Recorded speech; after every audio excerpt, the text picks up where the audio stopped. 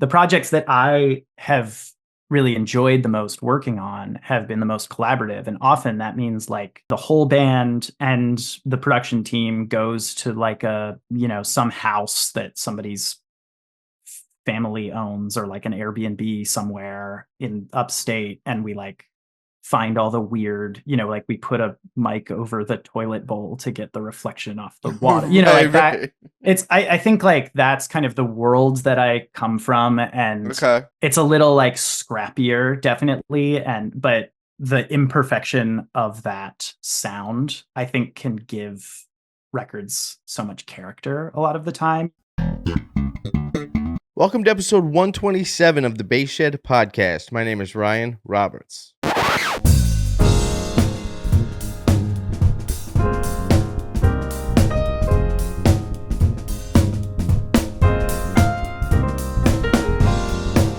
What's up, folks? I am proud to announce the transcription book that Jerry Jamont and I have been working on is finally slated to be released August 31st at a workshop we are doing at Collage, a place for art and culture in San Pedro, California.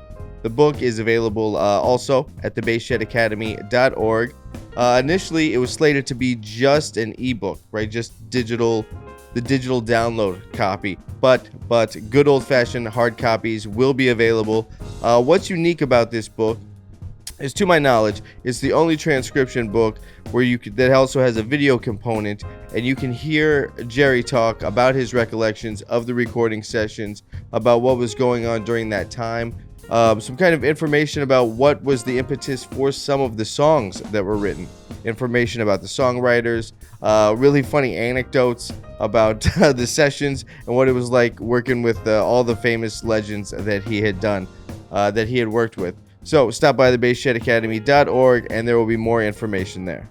Also, on August 31st, after the masterclass with Jerry Jamont, I will be leading a trio with Andy Waddell on guitar and Joel Taylor on drums for the folks in the Southern California area. Again, that will be at Collage in San Pedro, a place for art and culture. It is also available to live stream. So, anybody who wants to check that out, I feel like most people might know of Joel Taylor. He's been doing a lot of great things for a long time, and I'm looking forward to playing with him. We'll be live streaming the event. I'll have a link up to that at thebassshedacademy.org shortly. I'm still waiting on the venue to send it to me because they're handling the live stream. But that is happening. We'll be leading the trio down there, and this kind of kicks off a residency that I'm going to be doing. So the last Saturday of every month, the Bass Shed Academy will be holding a master class with a different bass player every month, and then there will be a concert at night by someone, not always me, but maybe me. I'm not sure. It depends on who's available, actually, is the big deal. But again, stop by the Bass Shed Academy website, bassshedacademy.org, and check that out.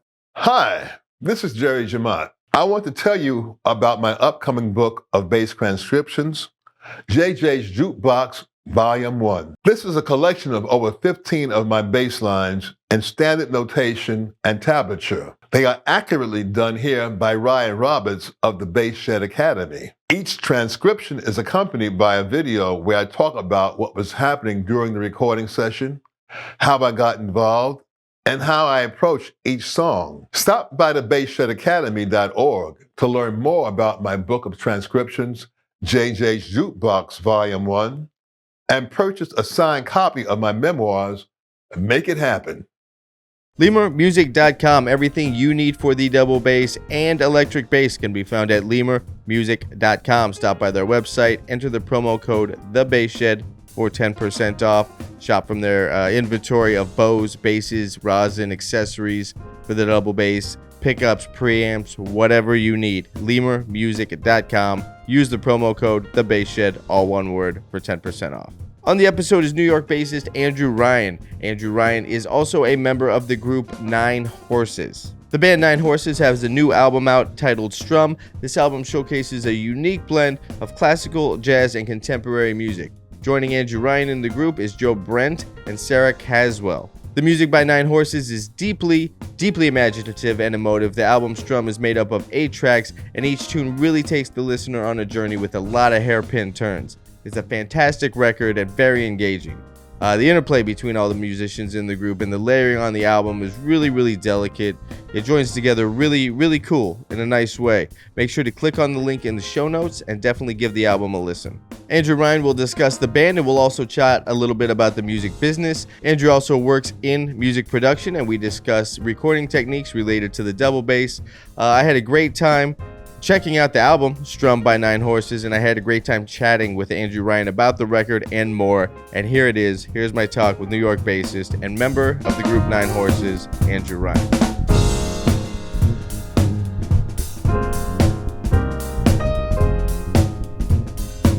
All right, how you doing, man? I'm doing well, Ryan. How are you?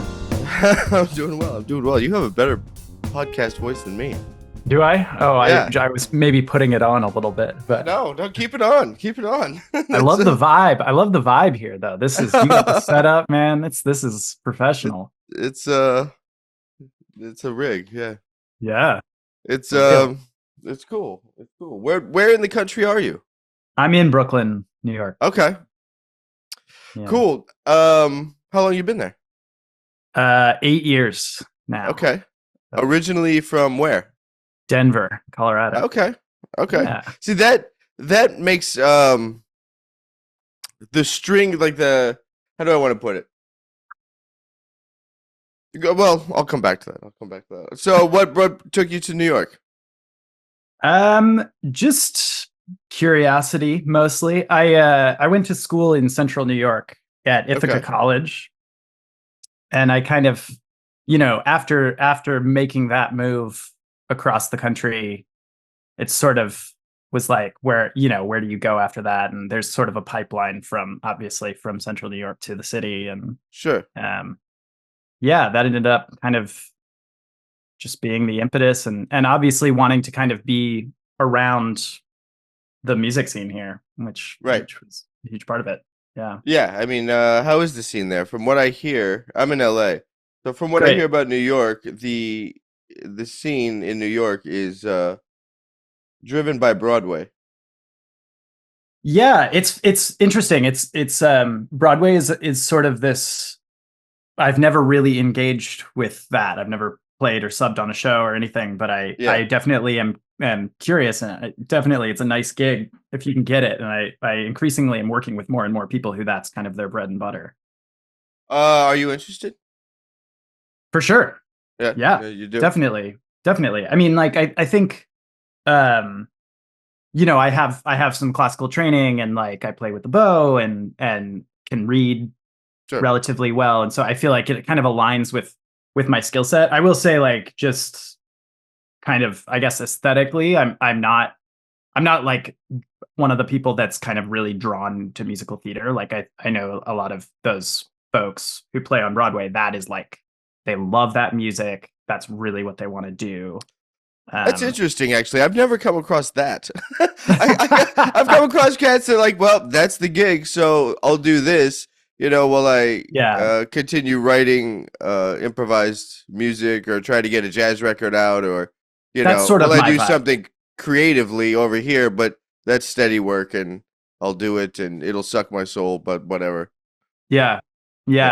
That's definitely more my I have to say that the thought of playing, and I have a lot of friends who do it, and deep respect for that skill. Like, it's really tough to play the same thing night after night after night and sound the same, like very little variation. I think musically I'm like maybe a little more of a wild card, and I'm more interested in that. Right. I mean, I kind of feel the same thing about, like, even touring.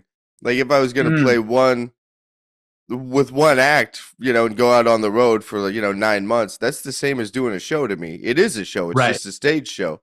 And that never really appealed to me. Yeah.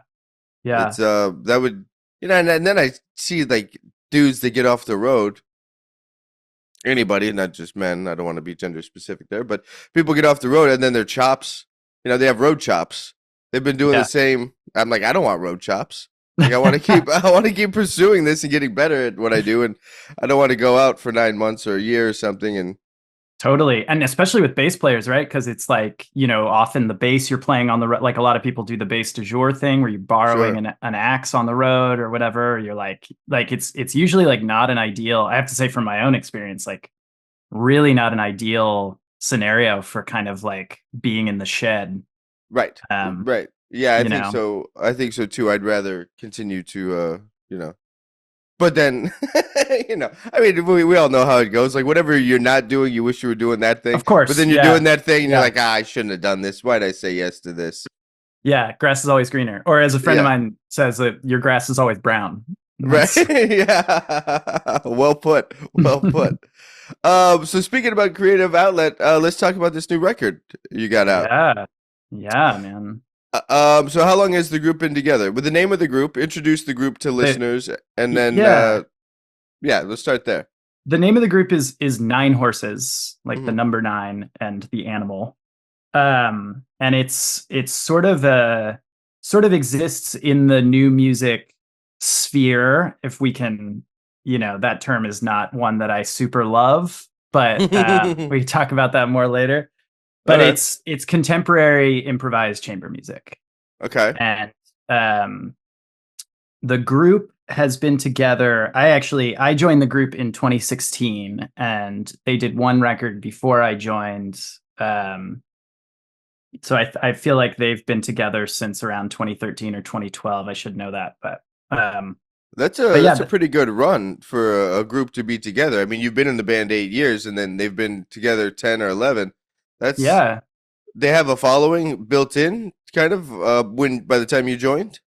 Sort of, yeah. I think it was still kind of just in this is like what we were talking about earlier. This is one of those projects of a bunch of people who do a million other things, Hmm. right? So, we've been together 8 years, but it even feels funny to me to say that because it's the amount of gigs we've played probably wouldn't reflect that, right? Right, right, right, right, right. Um, but it's great, like I think those musical situations can be really great in another way because it's like, you get to have these reunions Hmm. a couple times a year, like once every couple months or whatever, and reconnect with each other and kind of see what everyone's up to, see what everyone's into and listening to, it's Right. like that kind of, it's like hanging out with your cousins Yeah, yeah, yeah. growing up and stuff. So that's a really great thing. Yeah. The new record is called Strum. Hmm. And the main group, kind of the core group, is a trio. It's Joe Brent on mandolin, who also composes a lot of the music. Sarah Caswell plays violin and hardanger fiddle, and I play bass. Hmm. And the records are like these expanded versions of that. So there's like piano and percussion, and it sort of starts to resemble more of like a modern jazz ecosystem on a Okay. lot. So yeah. Then how does the writing reflect both improvisation and chamber music? Is it a lot of through composed pieces that have sections for improvisation? Or do you guys, is it more of a lead sheet style where you just got chords and a melody and it's different Yeah. every night? I think it's definitely, it's a bit of from column A and a bit from column B, but Okay. definitely more of the former. Like it's through composed music. The pieces are very involved, in my opinion. Like it's hard it's hard to play. And I think where improvisation kind of comes into it, yes, there will be solo sections or things like that where it kind of turns into a more of a lead sheet thing, or we're playing the form and there are chord changes and sort of more of like a jazz improvisation sort of scenario. But there's also kind of an implicit understanding in the band that has been around for a long time that Joe will write out these really involved pieces of through composed music. And he kind of says, what he always says is that they're sort of like 3/4 written or 2/3 written. And Hmm. he says, play the ink unless you can think of something better. So Nice. often it's very cool to work with a composer in that capacity, because I think, like, especially a lot of people who come from the classical music side, that relationship is so rigid. I mean, often the composers are dead, and so you can't really negotiate with them. Right. Yeah. Yeah. Yeah. Right. Right. um, but yeah, Joe is super open about, for instance, he doesn't understand the idiosyncrasies of the bass the way that I Hmm. do.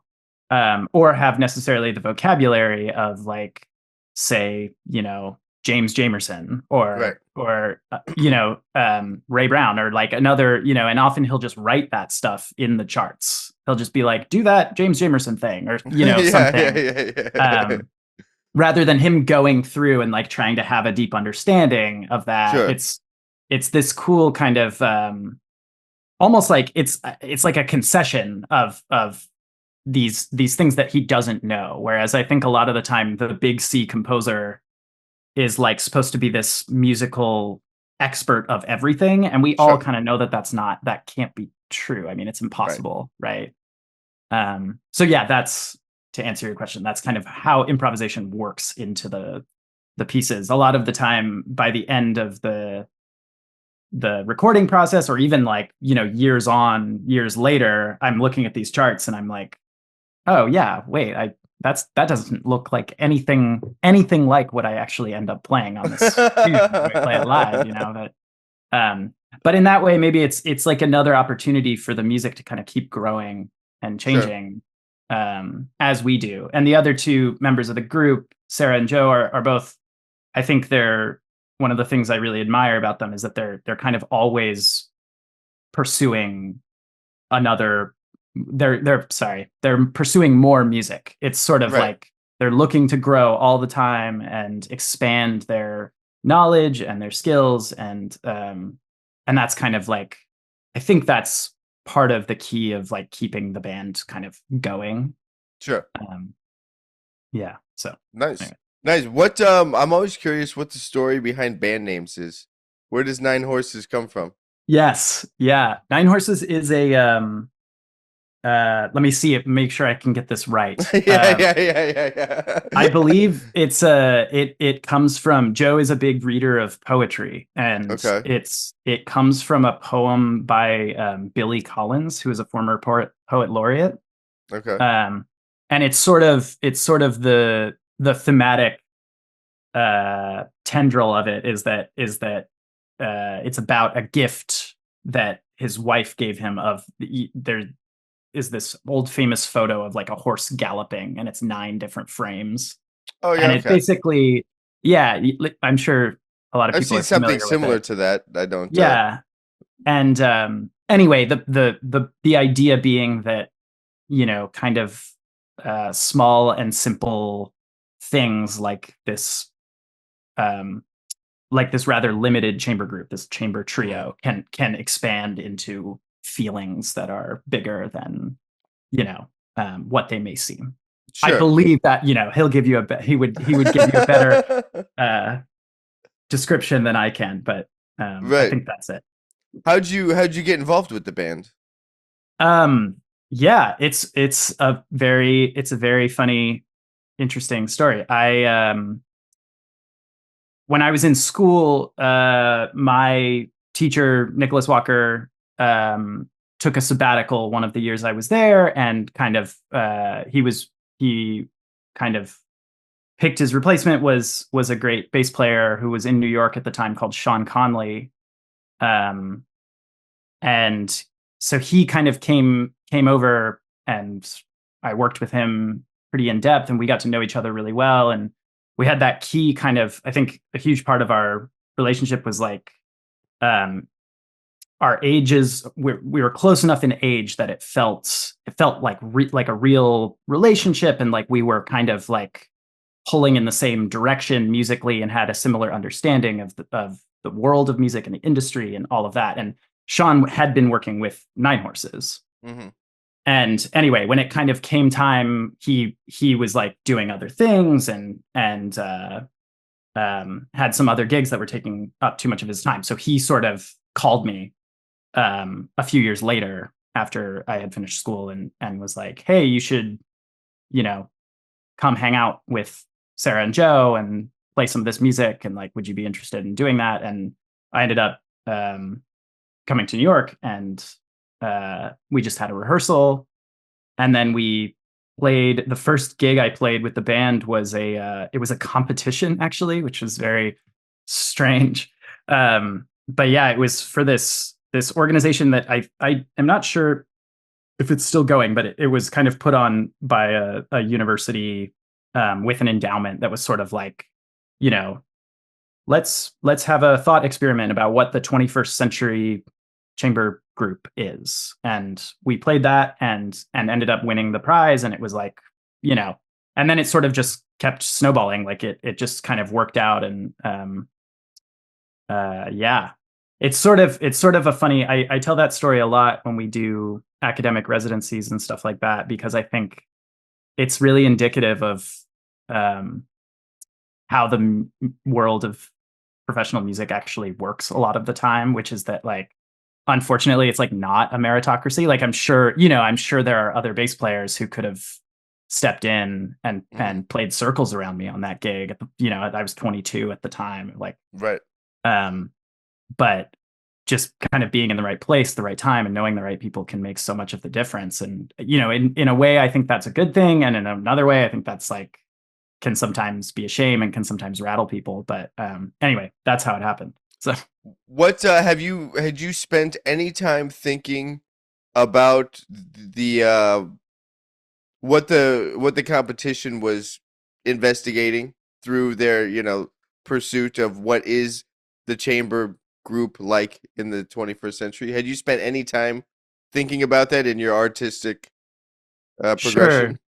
Yeah, I think I'm like naturally sort of a very pragmatic person, and Mhm. both my parents are both from the Midwest, and that's just sort of really deeply embedded in me. So something like pursuing a career in music, Yeah. like for most of us, I think it wasn't super. They've always been super supportive and everything. My family's been great, but I think I went in knowing that it wasn't going to be all sunshine and rainbows all the time, right? hmm And or that it wouldn't be easy, right? And Sure. it wouldn't be straightforward.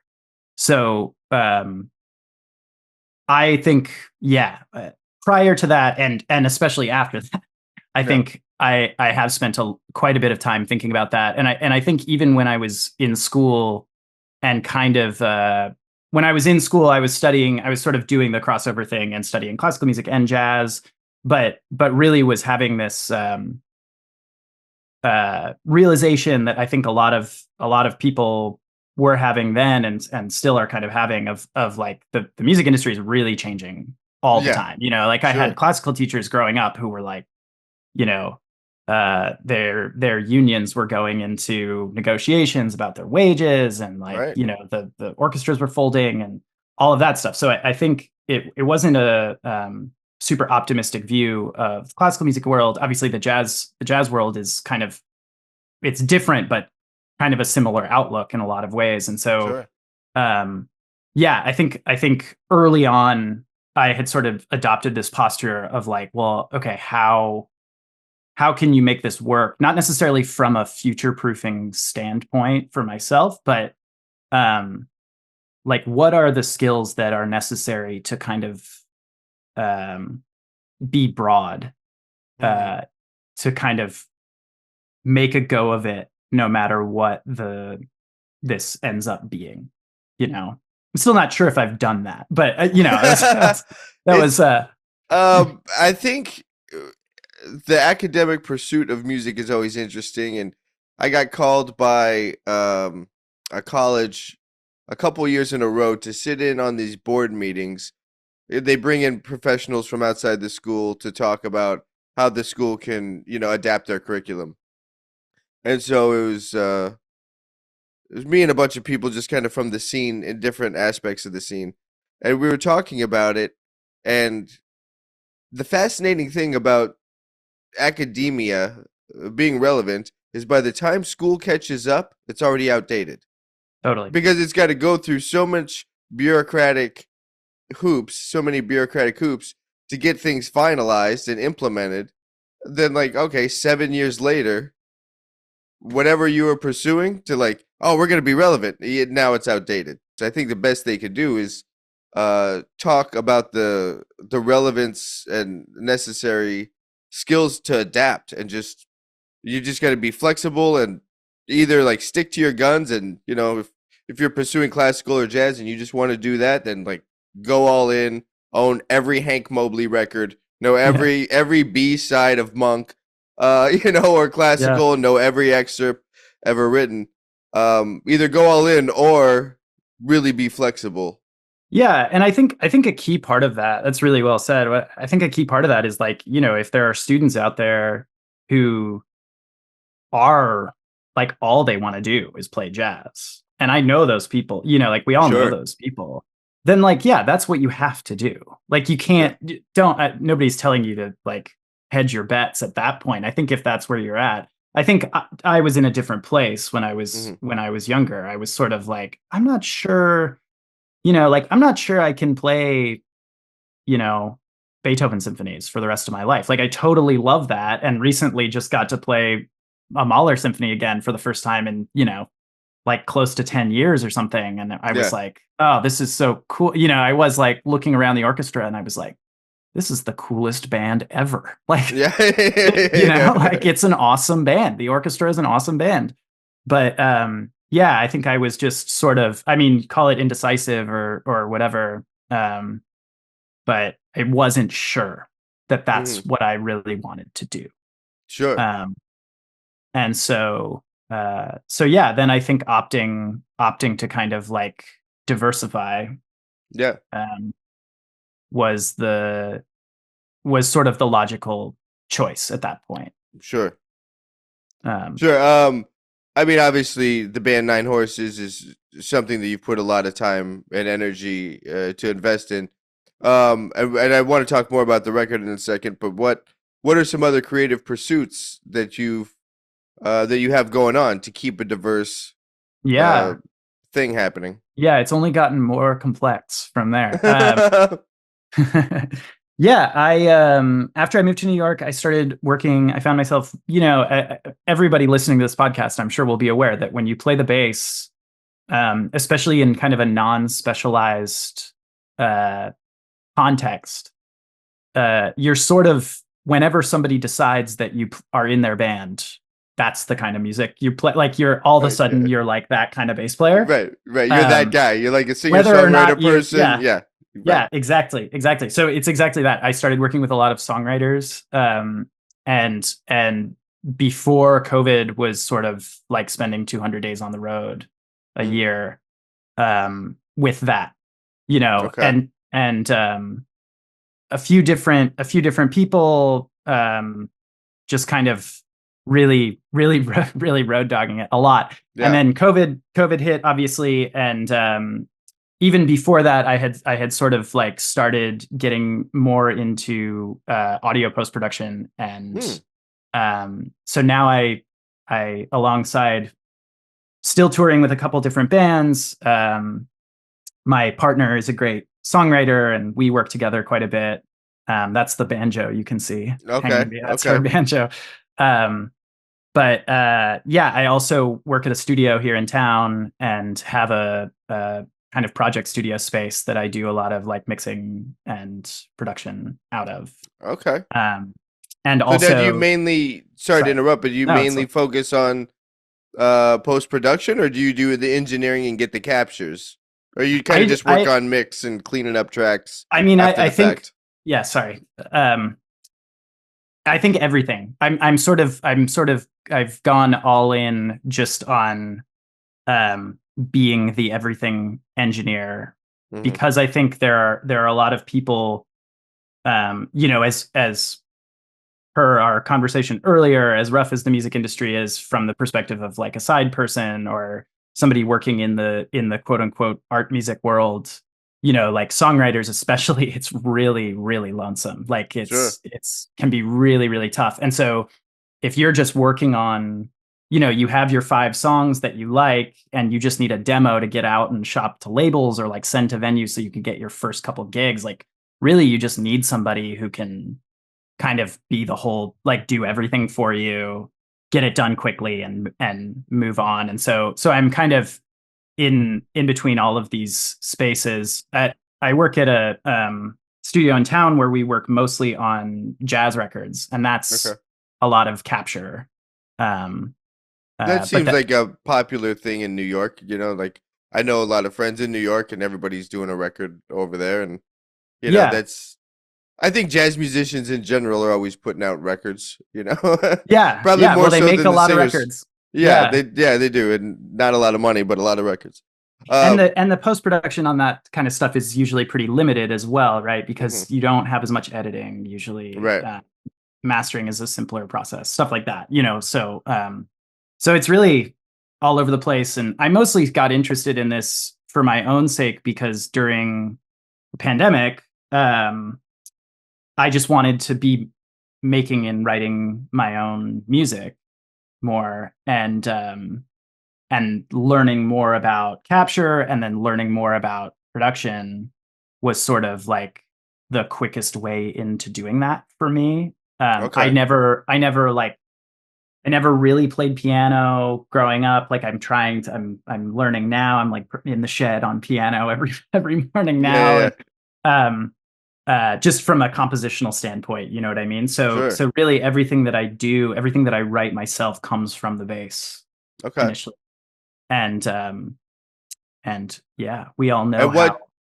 Sorry. what kind of genre and style is that? Is that in a chamber music, improvised music marriage like what you do with Nine Horses, or is that something completely different? I think it's something completely different, but it is largely informed. It's largely informed by a lot of that experience. Like I during the pandemic, I made a record of songs that I wrote where I'm singing and kind of had people multi-track on top of it, but the bass is kind of like the central element of it. I also have like written for film where I'm dubbing basses and using effects and kind of like layering things in more of a chamber music-y kind of setting, but it's not obviously. I think one of the qualifiers of chamber music is that it's like people in a chamber in a room playing Right. music together, right? So it's not exactly that, but Actually, I don't know the history of that term. Is that I where don't it either. comes from? Yeah. I just assume that that's what that means, but That would make sense. I've never thought about it. And when someone says chamber music, you always think like, I don't really know what it is, but I know what it is. Like, okay, like I get it, but I don't really know what it is. yeah, It usually means like an atypical instrumentation or something like that, and smaller group. But I yeah. don't really know what the parameters of the phrase are. That's a good point. I'm not sure either. I assume that that's what it Yeah. is. It's like, but yeah. Anyways, it's kind of uh yeah, it's almost hard to. Sorry, it's confusing to talk about. That's It's all right. That's all right. there's so much there. But yeah, so I think really it all comes from this place of I'm greedy and I want to have my hands in as much music as possible, and Sure. just playing the bass, as beautiful and incredible as the instrument is, and I do think of myself first as a bass player always and always Right. Right. will.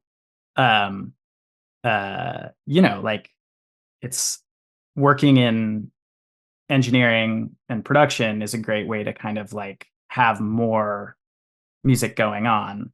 Also, I get to work with other bass players, which is just that's what we all want to do, right? It's hang out with Sure. other bass. So Sometimes.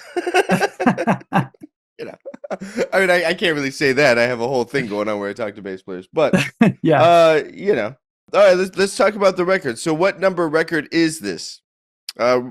For Nine Horses. this is the fourth record. I mean, it's the third LP. It's the third full Mhm. length. We did an EP in 2021. It was shorter, but I think of that. Even that is still. It's so involved. Like I said, this music. It's involved to listen to. It's especially involved to perform and play. And so when I think of it as the fourth record. Yeah. Okay. And then, what kind of performance outlets are there? Like, do you guys play little clubs? You putting together like a run of dates up the coast? Yeah, so it's a lot of the time we work in we'll play jazz clubs, we'll play performing arts centers, little clubs, whatever, kind of usually more soft cedar Hmm. kind of scenarios. Um a lot of what we do is academic residencies, like you were talking about earlier, where schools kind of basically contract the band to come talk about what it's like to work in the modern music industry. Sure.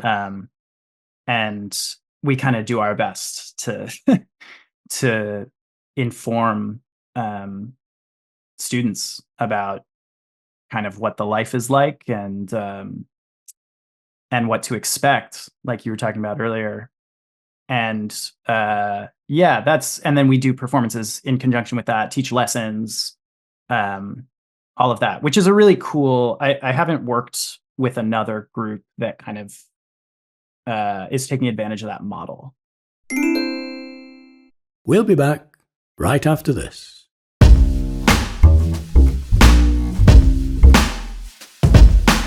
Right, the middle of the show, features are brought to you by the International Society of Bassists, commonly referred to as ISB. Stop by isbworldoffice.com for everything you need to know about latest news, happening, events, what have you.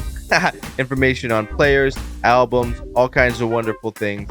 isbworldoffice.com. Folks, for listeners that have been with me since the early days of the podcast, my guest on episode number 5 was Gary Wicks. Gary Wicks now has a new group titled Is That You? The band Is That You has a new EP out. EP is a collection of 4 cinematic instrumentals with nods to 70s funk, and it also incorporates modern electronic elements. It has this overarching feel of just like throwback crime story music. You'll know what I mean when you listen to it. You absolutely should. EP Split 5 Ways is really killing. I hope you all take a few minutes to check it out. It is on all the major streaming platforms. I will have a link to it in the show notes. Again, the group is titled Is That You? And their debut EP is titled Split 5 Ways. Check it out. Just from a business standpoint, before art or education, if we're not before, but just from a business standpoint, it's guaranteed money, that you can get for doing the gig, because the schools have to spend the budget. Otherwise, they can't get that much budget for the following year. Yeah. So it's kind of guaranteed bread, which is cool. And it's a way to build a fan base, Yeah. which is also cool. But I do think that it's relevant for students to hear and see people doing it, and hopefully engage with some questions about how the band or the individual artist, musician has navigated their career, because I wouldn't know, always what to say to, students. I teach at a college, and I don't really talk to the students about that because I don't know, I show up and I do the thing at the class. But I don't really talk to students about, what the real world is like, because we're all kind of trying to figure it out in real time. That's why I'm at the college. Right. I never intended to, have that be a part of my day or week, but here I am, because they pay me to do it. So I show up and do it. Yeah. But I don't have any answers for it, Yeah. Yeah. I mean, I often feel the same way. And that's an especially, galling thing when you're employed to be there to talk about that, and it can be really interesting, but it's also very, very cool to work with, I think, that age of student and over a period of time. Like when I started doing that, I was not much older than a lot of the students. Right. Mm-hmm. And so sort of had this, relationship where I was like, I could really see where they were at, and we had shared references, like all of this stuff. And now I feel very much I'm really looking at them and I'm like, oh, you're really like a different kind of animal than, like somebody who was 15 years older than me when I was in school would look at me and be like, oh, right. And I think also, it's been interesting in the respect of like observing musical trends. Mm-hmm.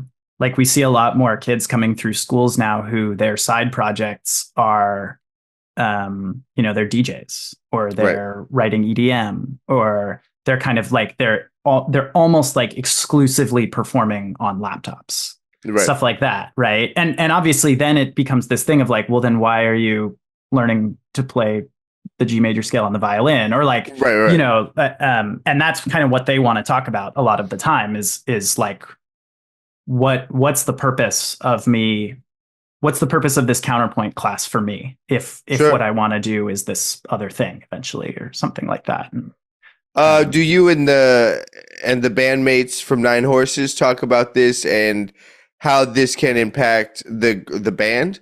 So instead of just giving, this information to the students, do you guys speak about it internally and talk about how you can we can not use the same concepts, but explore it together? Like, okay, where do we want to go? What's our vision for the next couple of years with the project? How can we get there? And how is what we're doing now equaling that? Totally. Yeah, absolutely. And again, that kind of comes back to what I was saying earlier about how it is nice to kind of catch up after a few months, or after, everybody in the group, in that core, the core trio of the group is sort of coming from a really, really different place and has a really different experience in the working period. So Joe is a composer, that's a huge part of what he does and where he spends his time. He also was recently playing on Broadway, had a seat on the revival of Oklahoma that closed just a couple of years ago now. And Sarah is a really brilliant. She's just so good in all ways, but she is really jazz community here in New York and is like the jazz violin call for a lot of people. That's a unique niche. Now I love totally. I love when violin is played well in an improvised context, and I have a couple records, with that have violin on it, and I think it's killing when it's done well. Yeah. And she really is. She really brings it. I gotta say, nice. She's an exceptional musician. But she has this like experience, that's very different. And then I'm out working with songwriters a lot. I spend most of my time kind of, for them, they would call it pop music. Right. But I would, I don't think I would define it as pop music, but so those three perspectives are all coming in and sometimes, sometimes clashing and I feel like often, especially when we're working at schools, a lot of the time, what we'll do in a class is we'll kind of argue about things, like in front of a class. But I think in a way like that can be informative, right? I think that there is a lesson there, for the students. Yeah. And in a loving way, of course, but right. And not dropping F-bombs and like storming out. Yeah. Damn it, Sarah! Damn it, you're doing that again! I quit. That'd be funny. But then we'll get in the van, and kind of talk about like where we're interested in going, what we're kind of like.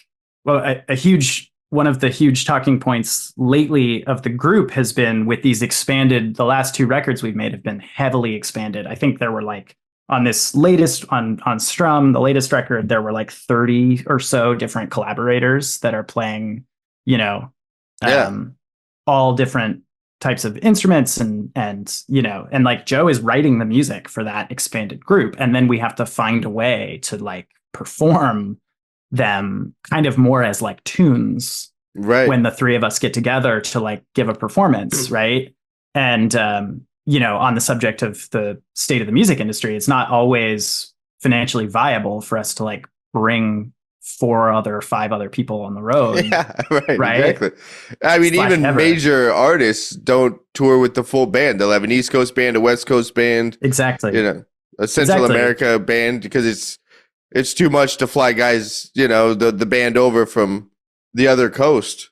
Right. Yeah. And often too much to ask of that, too much time to ask of people to do that for, like, I mean, we would all do it if the money were right, though. Right. Of course. If like the money was cool, like, sure. It's a gig. Right. Exactly. Yeah.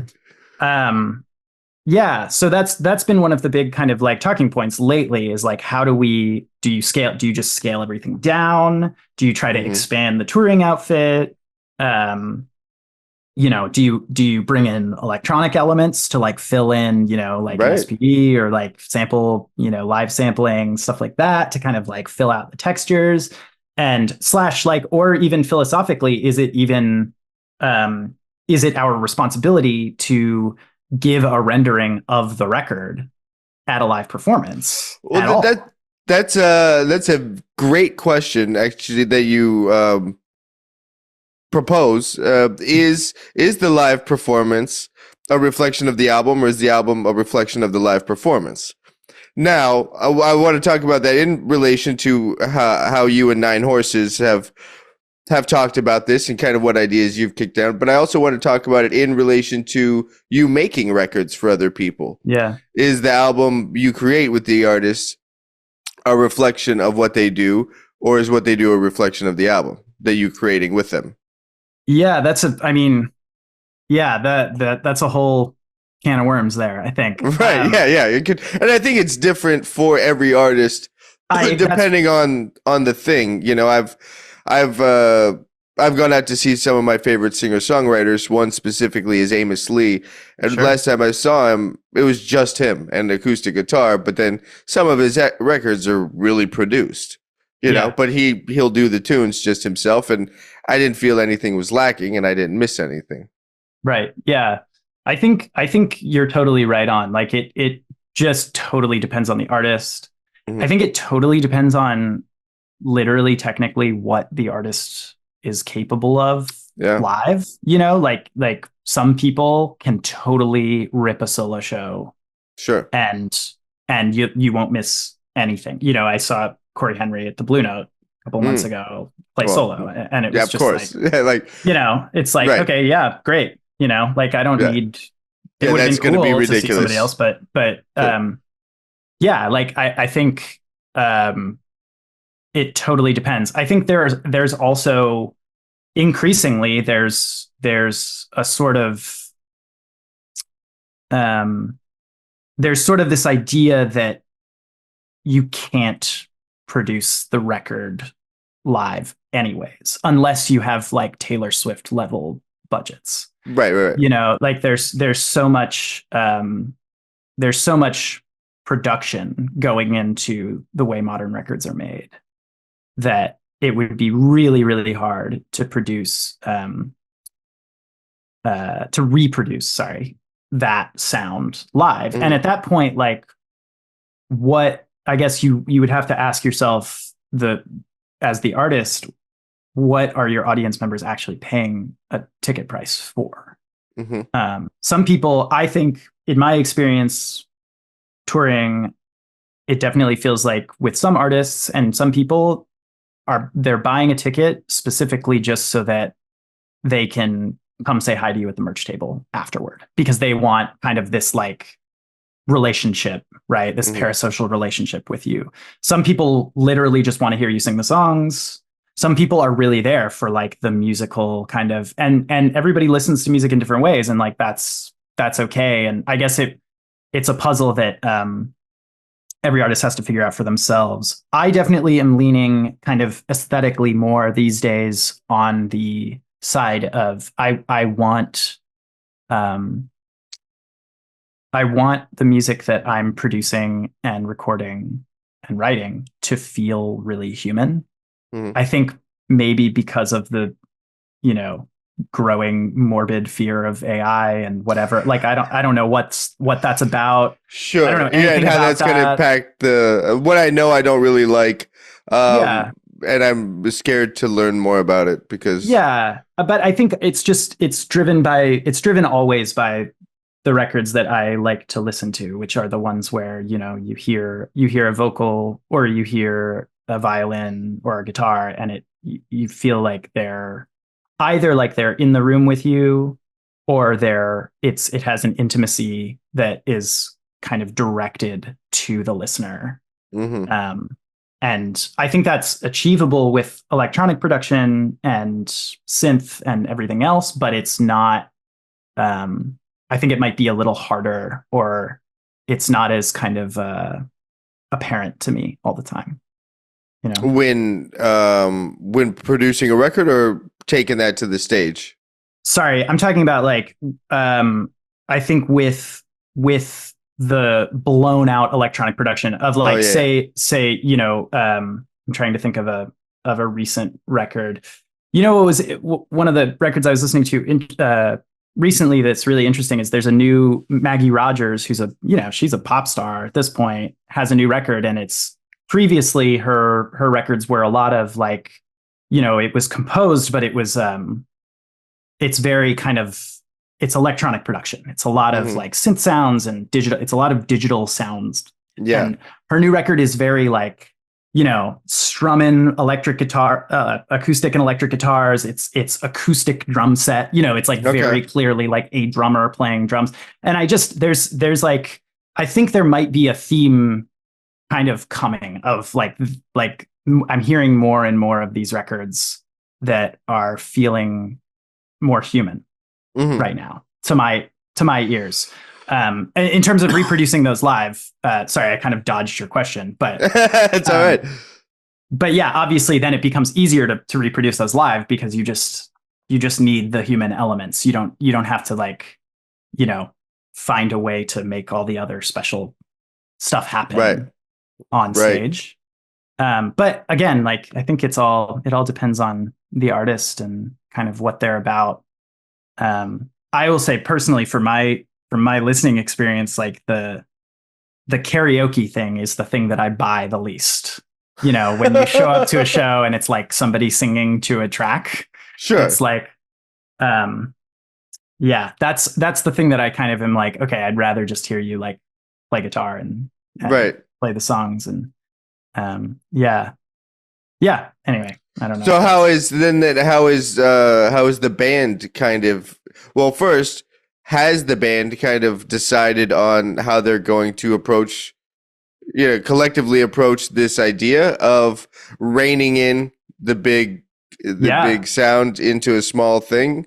Yeah. Have you guys figured out an approach, or are you still sorting that out? Well, we have an upcoming show. We have done it sort of like a dry run about a month ago, where we were playing kind of new arrangements of the tunes that are on the record for the trio. Okay. And so obviously, there's the size of the sound is significantly kind of like lessened when you just have less. Right. But yeah, so that's kind of been the solution, is that we still want to perform as a trio. Okay. But also Joe is kind of the mastermind of a lot of the music in the first place. And I'm sort of a mind that if somebody's going to write a bunch of music, you don't, as a collaborator or whatever, no matter how kind of like intimately linked your relationship is, you don't really have a right to like tell them how to do it or what to do, right. So yeah, there's a delicate balance there of giving input and then just staying in your lane. Yeah, playing the gig, right? And so but we kind of did come up with this idea sort of collaboratively of like, okay, so if I can do this thing and he knows enough about all of our instruments at this point that he's kind of aware of what can be achieved, say through like some extended techniques, or we sort of have a relationship where often I'll pull him aside and I'll be like, oh, check this thing out I've been working on, or whatever, just to like put more ideas into his head about what the bass can do. So yeah, anyway, that's sort of where we're headed with these performances. Yeah. All right. Is extended technique something you spend time working on? I will say, I mean, for this band specifically, and in general, the way that I like to be involved in playing collaboratively with people is I like to play all of the bass, or I like bands that ask me to play all of the bass, Sure. And especially if they're demanding. One of the things that I've done quite a bit is I play duo with a songwriter. Okay. And so it's like just, bass, and usually they're playing a guitar.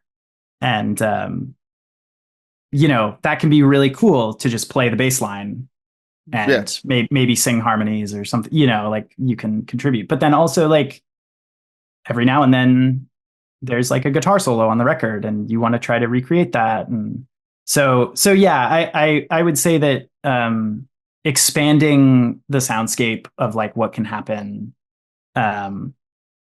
just from this one instrument, whether that be through extended technique or you know, I have a little pedal board that I like to use live. Yeah, I was gonna go there too. If you get into electronics, and if so, what are they?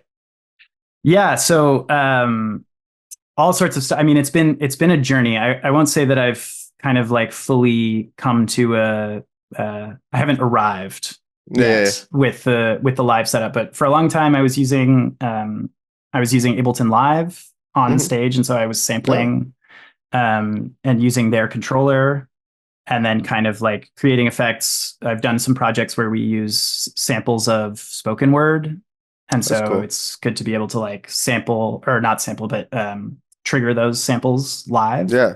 And then kind of affect them. And when the nice thing about live is that it's all in your computer. At some point I sort of got jaded about having a laptop on stage with me and decided that wasn't kind of the presentation of me playing music that I wanted to give anymore. And so I did away with that and moved to a pedal board setup. And it changes a lot. I mean, the kind of the things that stay there, I usually have some kind of looper or micro looper. I love delays, kind of creating, you know, like textural stuff. Granular delays are so great for that. There's a pedal that I've added recently, made by a company called Chase Bliss. It's called Mood. That's like it's in the ambient music world. It's sort of becoming, I think, an industry standard. You know, reverbs, stuff like that. What kind of effect is it? Is it a delay reverb thing, or is it kind of like a ring modulator, or does it do all the kooky stuff? It does a lot. It does a lot of kooky stuff. It's the way that I understand it, which might be totally wrong, but that's all right. That's all right. Is that it's effectively a micro looper coupled with digital delay, and then you kind of like you can affect how much they're interfering with each other. So what's a micro looper? Just really small bits that it will do? Yeah. Okay. Yeah. I've never really messed with the looper. It's effectively the same thing as a delay. It just, you know, is repeating little bits. And then there's a way to freeze. There's like, you know, it's a really diverse, it's kind of like this new-ish, I guess. Maybe it's not new anymore, trend in pedals of people are making these things that are basically instruments in and of themselves, rather than, I think kind of the older model was like, you want this one pedal that has two knobs on it, you know exactly what it's going to do. Yeah. It's like, this is your wet dry, this is your time, you know, like whatever. Yeah, that's those are the things I'm interested in. Like, you know, something with an, you know, something, you know, something, you know, something, you know, something, you know, something, something, you know, something, you know, something, you know, something, you know, something, something, you know, something, you know, something, something, you know, something, you know, something, something, you know, something like, you know, something, you know, something, you know, something, something, you know, something, you know, something, something, you know, something, you know, like, you know, like something, you know, something, you know, something, something, you know, something, you know, something, something, you know, something, you know, something, something, you know, something, something, you know, something, you know, something, something, you know, something, you know, something, something, you know, something, you know, something, you know, something, you know, something, something, Yeah. something, Yeah. something, something, Yeah. something, Yeah. something, Yeah. something, Yeah. something, Yeah. something, Yeah. something, Yeah. something, something, Yeah. something, Yeah. something, something, Yeah. something, Yeah. something, Yeah. something, Yeah. something, Yeah. something, Yeah. something, Yeah. something, something, Yeah. something, Yeah. something, something, Yeah. something, Yeah. something, Yeah. something, Yeah. something like, Yeah. something, Yeah. something,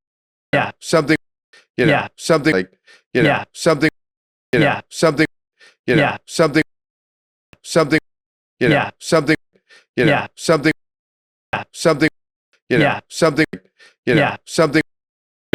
Yeah.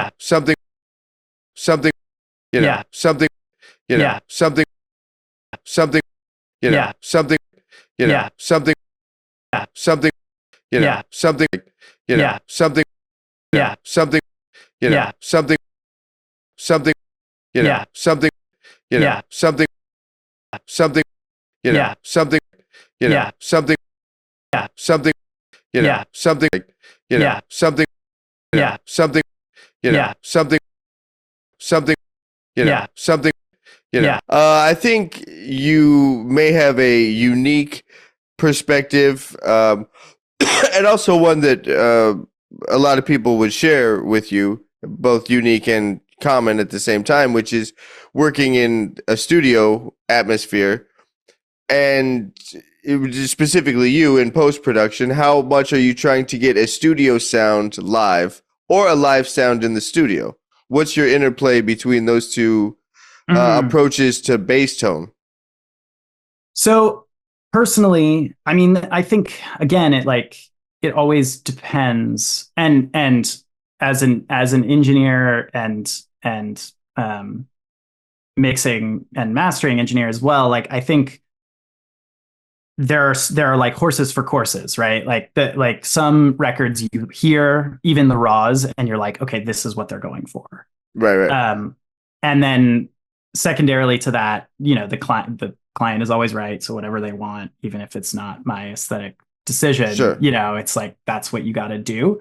I personally, I'm really, I kind of, I come from like I grew up listening to indie rock records and like the indie folk thing or anti folk, whatever, um, like I like the weirdness of Okay. sounds. Yeah. And so yeah, personally, I really do.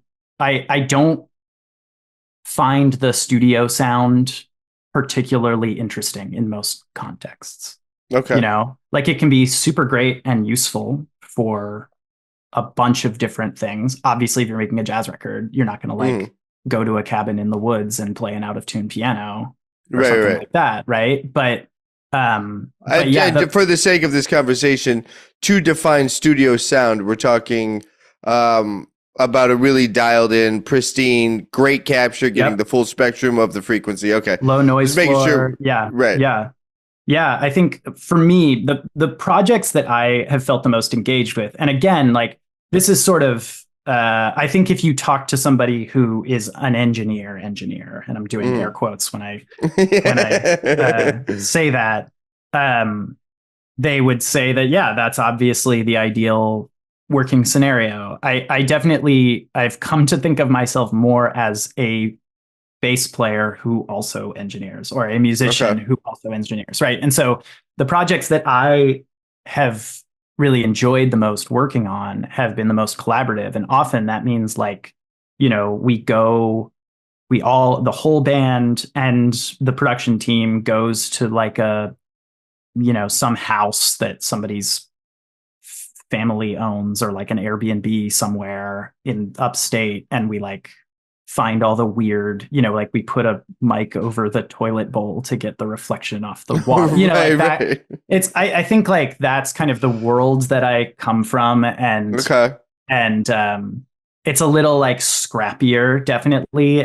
But the imperfection of that sound, I think, can give records so much character a lot of the time. You know, there's an old story about Bruce Springsteen's record Nebraska that he like I'm gonna get this wrong, I'm sure, but that he basically had the cassette, the master, in his jacket, in his denim jacket for like over a year, and at one point it like fell out of a boat he was in, and it's just like, you know, it went through all of this stuff, and the idea being, or the concept being, that like you can hear all of that, like you can hear the sweat from his, you know, jacket seeping into the tape and stuff like that. Right. And I just like, I'm sort of aesthetically more interested in that than I am in the ultra pristine aesthetic at this point. You know, like I'm sure that'll change at some point, and I'll be like, they'll go in to make a record and it won't sound good, and I'll be upset about it or something. You know? But yeah, that's definitely where I lean these days. Cool, man. Well, anything else comes down the pipe with the band, let me know. Come back on the show and talk about it. If you got some dates, just send me the dates and I'll plug them so everybody can go check y'all out. Awesome. Thanks, Ryan.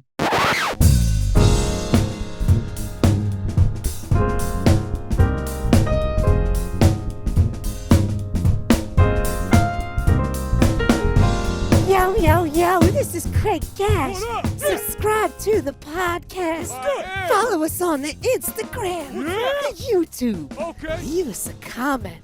All right. That was my talk with Andrew Ryan. Again, the band is 9 Horses, and their latest album is titled STRUM. Check that record out wherever you check out records. It is very creative and very accessible, and it was a pleasant surprise when I got a chance to listen to that album. Fantastic release.